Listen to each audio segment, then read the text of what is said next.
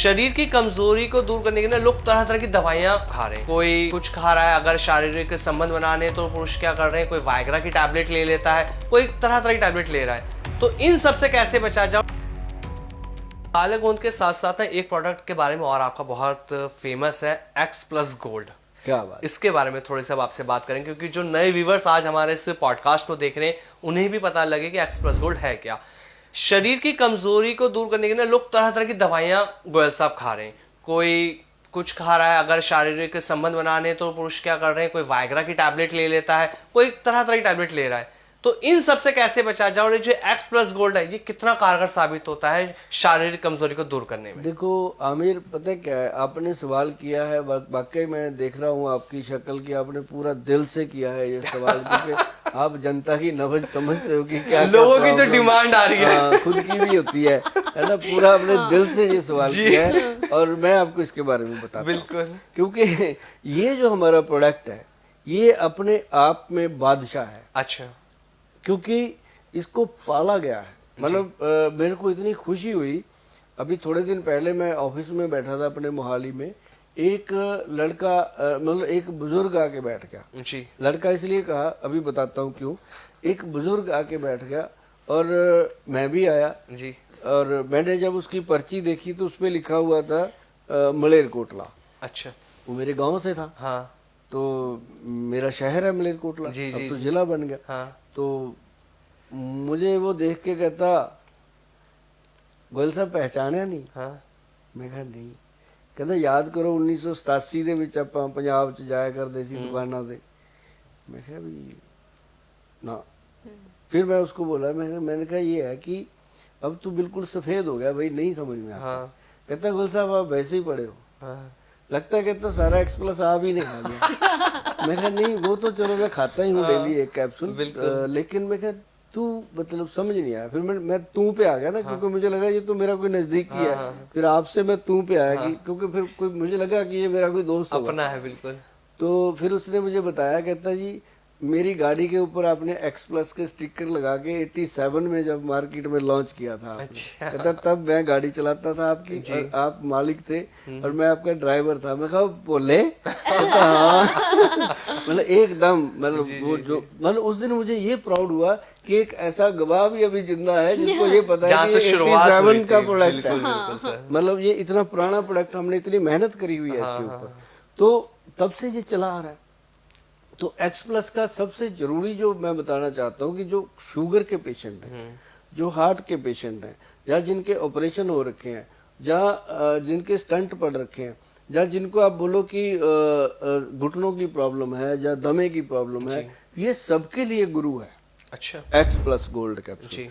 Reason क्या कि इसके अंदर 26-27 जड़ी बूटियां हैं। जी। केसर भी है और इसके अंदर कस्तूरी, लता कस्तूरी है। हाँ। और इसके अंदर एक जायफल, जवित्री, एक इसके अंदर सफेद मूसली, सालब पंजा, सालब मिश्री, कौच बीज, ये वो सारी चीजें हैं जो इंसान के शरीर के अंदर पड़े हुए वीरस और ब्लड की क्वालिटी को बहुत ही स्ट्रांग कर देंगे। जी।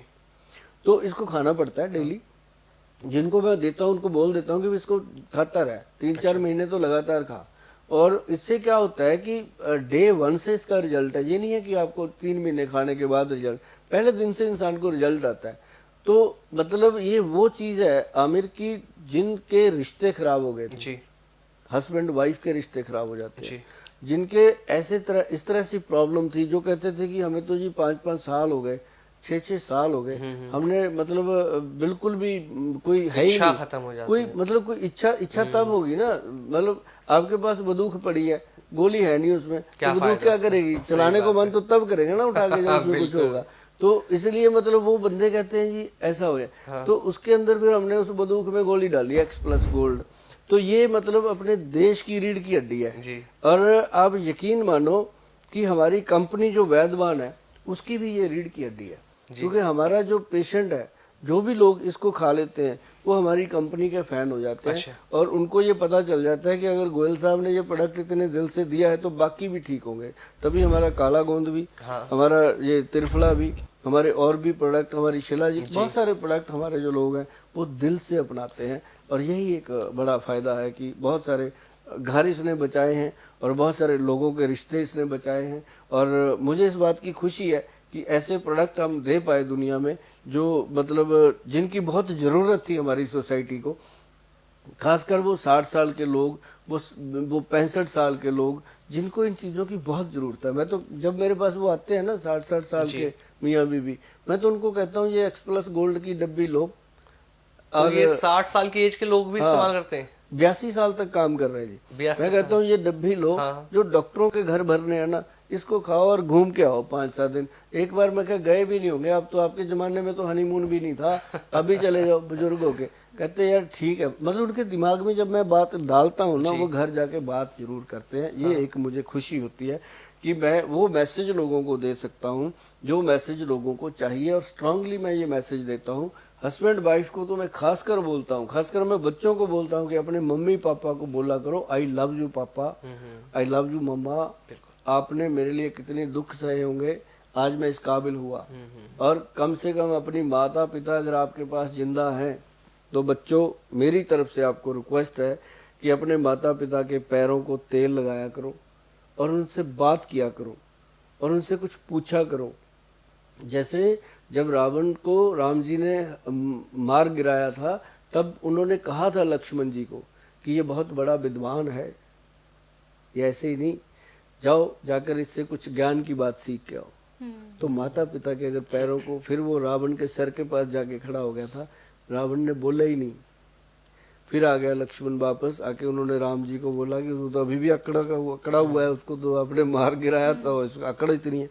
फिर राम जी ने बताया कि जब किसी से कुछ लेना होता है, ज्ञान लेना होता है, तो उसके सर पे नहीं उसके पैरों में खड़े होना होता है। तो ये बात एग्जाम्पलें हैं। तो माता पिता के अगर पैरों का आप तेल लगाओगे, आपको ये पता ही नहीं कौन से खजाने की तिजोरी खुल जानी है। ये मत सोचना कि वो पैसे देंगे, दुआएं देंगे आपको, और वो दुआएं ऊपर वाले के दरबार में लिखी जाती हैं। और माँ बाप की दुआएं जो लोग लेते हैं उनके तो खजाने भरपूर होते हैं। मेरी माँ हमेशा कहती थी बेटा चिंता न कर, तू रख रख भुलेगा।